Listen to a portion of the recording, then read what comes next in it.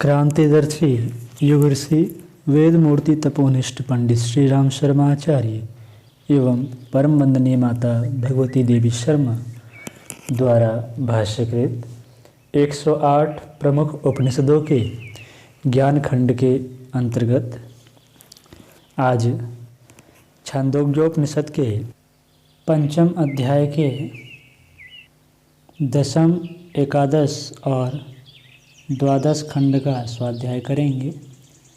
10वें खंड में इस खंड में अग्नि विद्या के 5 प्रश्नों के उत्तर दिए गए हैं।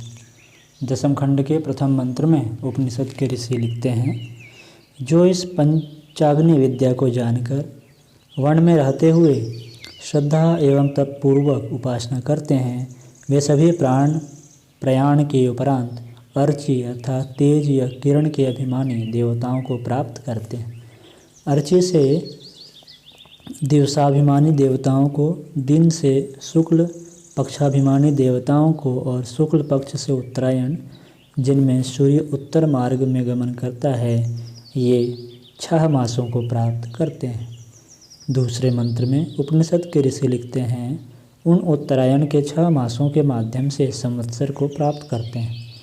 आदित्य को संवत्सर से, चंद्रमा को आदित्य से और विद्युत द्युतिमान को चंद्रमा से प्राप्त करते हैं। वहाँ पर एक अतीन्द्रिय सामर्थ्य से युक्त पुरुष है, वह उसे परब्रह्म को प्राप्त करा देता है। वही देवयान मार्ग है। तीसरे मंत्र में उपनिषद के ऋषि लिखते हैं, इसके बाद जो यह सभी गृहस्थ लोग ग्राम में निवास करते हुए इष्ट पूर्त और दत्त अर्थात अग्निहोत्रादि वैदिक कर्म, इष्ट वापी, कूप, तड़ाग एवं बगीचे आदि पूर्त के अंतर्गत और वेदी आदि से बाहर सत्पात्र व्यक्तियों को यथाशक्ति दान देना ही दत्त कहलाता है। ऐसी उपासना करते हैं, वे धूम में को प्राप्त करते हैं। धूम से रात को, रात से कृष्ण पक्ष को और कृष्ण पक्ष से दक्षिणयान के अर्थात जिनमें सूर्य दक्षिण मार्ग से गमन करता है 6 मासों को प्राप्त करते हैं। ये लोग संवत्सर को नहीं प्राप्त कर पाते हैं। चौथे मंत्र में उपनिषद के ऋषि लिखते हैं, दक्षिणायन के महीनों से पितरलोक को प्राप्त होते हैं, पितृलोक से आकाश को और आकाश से चंद्रमा को प्राप्त करते हैं। यह चंद्रमा ही राजा सोम है, वह सभी देवों का अन्न और समस्त देवगण उसका भक्षण करते हैं।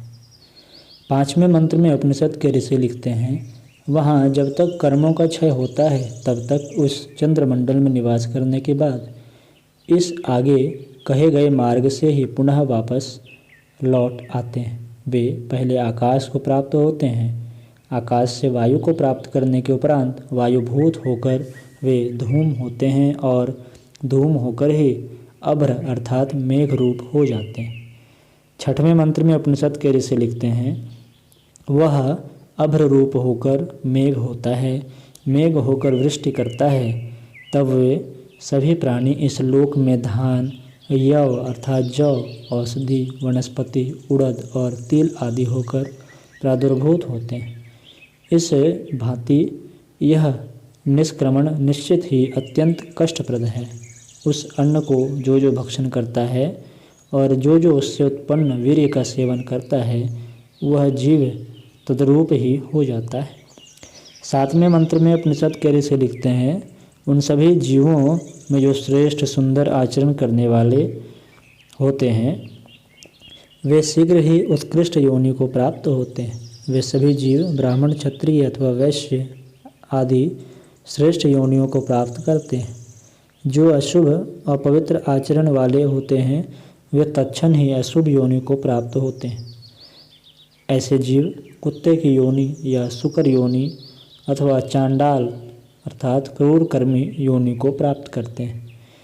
8वें मंत्र में उपनिषद के ऋषि लिखते हैं, वे प्राणी जो इनसे पूर्व कहे गए किसी अन्य मार्ग से गमन नहीं करते हैं, वे सभी अर्थात निम्न प्राणी मच्छर और कीड़े मकोड़े आदि बारंबार जन्मने मरने वाले प्राणी ही होते हैं। जीवन धारण करना और शरीर त्याग करना ही उनका मुख्य तृतीय स्थान कहा गया है। इसलिए इस प्रकार की सांसारिक गति में अत्यधिक आसक्ति नहीं होनी चाहिए। इस प्रकार घोर संसार रूपी महासागर से पतन की रक्षा स्वयं करने के लिए उद्यत होना चाहिए। इसी हेतु पंचाग्नि विद्या की प्रार्थना के लिए यह श्लोक प्रयुक्त किया गया है। 9वें मंत्र में उपनिषद के ऋषि लिखते हैं, सोने अर्थात स्वर्ण का हरण करने वाले, मद्यपान करने वाले, गुरु की स्त्री से गमन करने वाले, ब्रह्म विद्या को जानने वालों की हत्या करने वाले, ये 4 प्रकार के कृत्य व्यक्ति के पतन का कारण बनते हैं। और 5वां कारण उन सभी के साथ किया गया संसर्ग अर्थात व्यवहार या आचरण है। 10वें खंड के अंतिम व 10वें मंत्र में उपनिषद के ऋषि लिखते हैं, इस प्रकार से उपयुक्त मंत्रों में कहीं कहीं पंचाग्नि विद्या के महत्व को जो जानने में समर्थ है, वह उन सभी लौकिक कर्मों के साथ व्यवहार अर्थात संसर्ग करता हुआ भी पापकृत कार्यों में लिप्त नहीं होता। इस विद्या को जो जानता है वह श्रेष्ठ, शुद्ध और पवित्र पुण्य लोक का अधिकारी होता है। अब हम सभी एकादशः खंड का स्वाध्याय करेंगे। एकादशः खंड के प्रथम मंत्र में उपनिषद के ऋषि लिखते हैं, प्राचीन शाल के नाम से प्रख्यात उपमन्यु के पुत्र औपमन्याव, पुलुस के पुत्र पौलुसी जो सत्य यज्ञ के नाम से जाने जाते हैं, भल्लवी के पुत्र भाल्लवी और उसका पुत्र भाल्लवय जो इंद्र दुम्न के नाम से प्रतिष्ठित है, शर्कराक्ष का पुत्र जन शाक्राक्ष और अश्वत्राश्व का पुत्र बुडिल, ये 5 सद्गृहस्थ शास्त्राध्ययन और सदाचार से युक्त आपस में विचार विमर्श करने लगे कि हमारी आत्मा कौन है और ब्रह्म क्या है। दूसरे मंत्र में उपनिषद के ऋषि लिखते हैं, विचार विमर्श करने के उपरांत भी जब किसी ठोस निश्चय पर नहीं पहुँचे, तब उन पूज्य जनों ने अपना उपदेशक नियुक्त किया कि इस समय यह अरुण का पुत्र उद्दालक ही इस वैश्वानर आत्मा को भली भांति जानता है, इसलिए हम सभी उसी के पास चलें। ऐसा सोचकर वे सभी आरुणि के पास आए। तीसरे मंत्र में उपनिषद के ऋषि लिखते हैं, इस प्रकार आरुणि ने उन महागृहस्थ और परम श्रोत्रिय जनों को देखकर यह निश्चय किया कि मैं इनको पूर्ण रूपेण आश्वस्त नहीं कर सकता। ऐसा अपने मन में निश्चय करते हुए उसने उन सभी को दूसरा अन्य उपदेष्टा बतला दिया। इसकी व्याख्या करते हुए युग ऋषि लिखते हैं, उस समय कोई भी जानकार होने का दंभ नहीं करता था। स्वयं की कमियां अपने प्रशंसकों के बीच भी स्वीकार करके योग्य पुरुषों के सानिध्य लाभ का प्रयास किया जाता था। चौथे मंत्र में उपनिषद के ऋषि लिखते हैं, तत्पश्चात आरुणि ने उनसे कहा कि हे पूजनीय गण, इस समय कैकेयी के पुत्र कैकेयी कुमार अश्वपति इस आत्मरूप वैश्वानर को पूर्ण रूपेण जानते हैं, अतः हम सब उन्हीं के पास चलें। इस प्रकार कहते हुए वे सभी श्रेष्ठ महागृहस्थ एवं परम श्रोत्रिय कैकेयी कुमार अश्वपति के पास चले गए। 5वें मंत्र में उपनिषद के ऋषि लिखते हैं, राजा अश्वपति ने अपने पास उपस्थित हुए उन सभी श्रेष्ठ ऋषियों का अलग अलग स्वागत सत्कार किया। दूसरे दिन प्रातःकाल होते हुए राजा अश्वपति ने उनसे कहा कि मेरे राज्य में न कोई चोर है, न कोई मद्यपान करने वाला, न कोई अनाहिताग्नि है, न कोई यहाँ अल्पज्ञानी है और न ही कोई पर स्त्री गमन करने वाला है, तो उल्टा स्त्री कैसे हो सकती है। वे पूज्य ऋषियों में स्वयं भी यज्ञ करने वाला हूँ,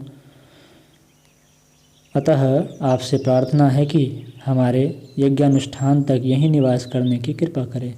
शास्त्रानुसार मैंने एक एक ऋत्विक को जितना धन प्रदान करने का संकल्प लिया है, उतना ही धन आप सभी को भी प्रदान करूँगा।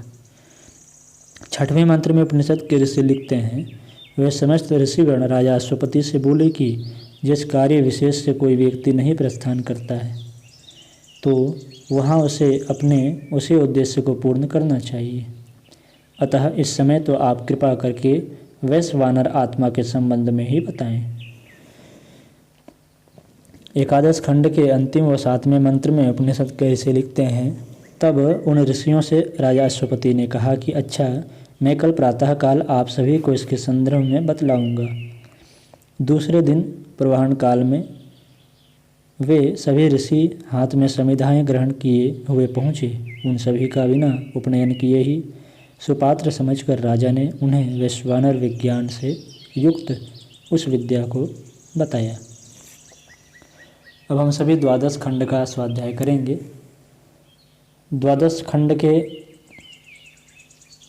प्रथम मंत्र में उपनिषद के ऋषि लिखते हैं, अश्वपति ने उपमन्यु कुमार औपमन्याव से प्रश्न किया कि हे औपमन्याव, आप किस आत्मा की उपासना करते हैं? उत्तर देते हुए ऋषि कुमार प्राचीन साल ने राजा से कहा कि हे भगवान, मैं द्योलोक की ही उपासना करता हूँ। राजा ने कहा कि आप जिस आत्मा की उपासना करते हैं वह निश्चय ही सुतेजा नाम से प्रसिद्ध श्रेष्ठ तेज युक्त वैश्वानर रूप आत्मा ही है। इसलिए आपके कुल में सूत अर्थात अभिसूत, सोम, प्रसूत अर्थात विशेष रूप से अभिसूत सोम और आसूत अर्थात सर्वतोभावेन अभिसूत सोम दृष्टिगोचर होते हैं। अर्थात आपके परिवारी जन बड़े ही कर्मनिष्ठ अर्थात यज्ञनिष्ठ हैं। द्वादश खंड के अंतिम व दूसरे मंत्र में उपनिषद के ऋषि लिखते हैं, राजा अश्वपति ने इसी क्रम में आगे फिर कहा कि आप अन्न का भक्षण करते हैं और पुत्र पौत्रादि अपने प्रिय को देखते हैं। जो भी इस वैश्वानर रूप आत्मा की इस प्रकार उपासना करते हैं, वे अन्न का भक्षण और अपने श्रेष्ठ इष्ट का दर्शन करते हुए अपने कुल में ब्रह्म तेज से युक्त होते हैं। राजा ने यह भी कहा कि यदि आप हमारे पास न आए होते तो आपका मस्तक गिर जाता। आज की कक्षा में इतना ही। अगली चर्चा हम लोग अगली कक्षा में करेंगे।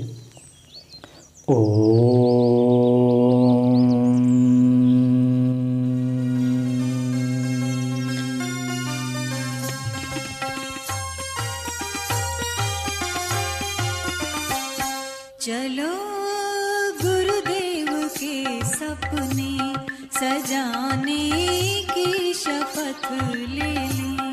चलो गुरुदेव के सपने सजाने